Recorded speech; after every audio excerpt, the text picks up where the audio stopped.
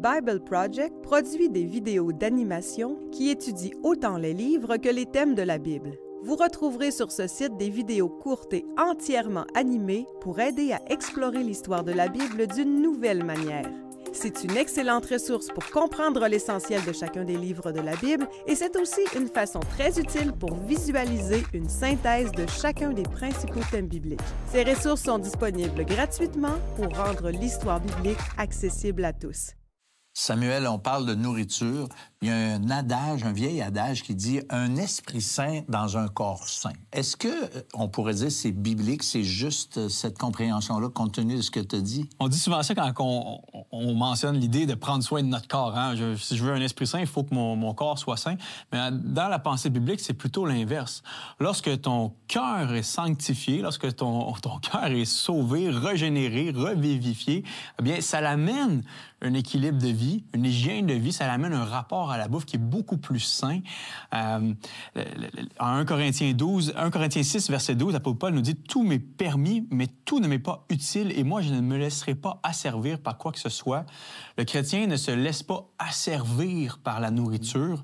Au contraire, la nourriture est à son service, mais il n'est pas constamment en train d'être dominé par la nourriture. Quand le peuple d'Israël était en Égypte, esclave, il est sorti de l'Égypte éventuellement. Puis c'est leur estomac qui a pris contrôle de leur attitude. Parce que dans le désert, Dieu leur a donné de la manne. Puis à un moment donné, il était écœuré de la manne. Il était vraiment...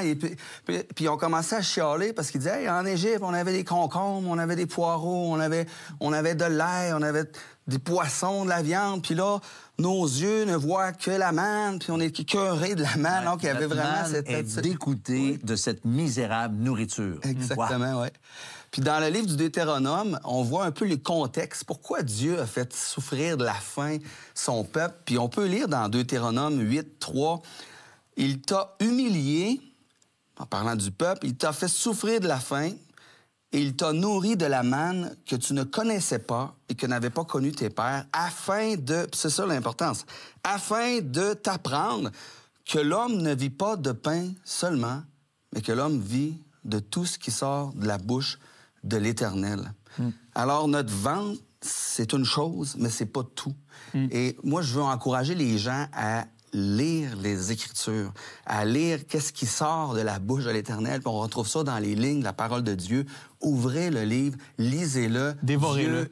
Oui, dévorez-le. Dieu parle, Dieu est vivant, Dieu parle, puis Dieu, il veut nous parler personnellement. Ouais. Il y a un encouragement dans les psalmistes qui dit « Sentez et goûtez combien l'Éternel est bon. » Hein? Cette référence-là au manger, au boire, est au fond peut-être une référence à s'approprier, à croire profondément les paroles de Dieu. Oui, parce que la Bible, la parole de Dieu est vivante. Hein?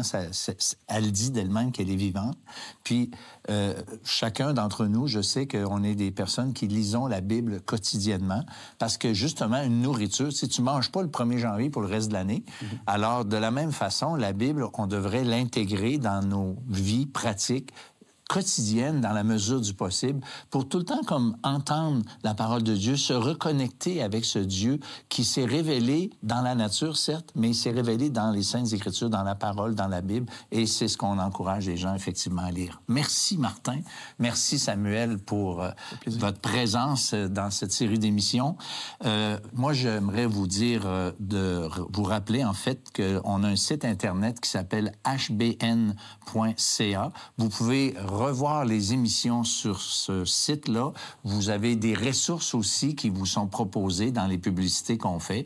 Et on vous dit au revoir et à la semaine prochaine pour une autre émission de l'heure de la bonne nouvelle. Si on ne dit jamais non à nos désirs, bien, il y a un danger que ces désirs-là se transforment en besoins qui n'ont pas de fond. Puis la Bible nous dit que Dieu pourvoit à nos besoins. On ne pourvoit pas à nos désirs nécessairement. Et je pense qu'on mélange souvent les deux. Tant que nous avons nourriture et vêtements, estimons-nous contents.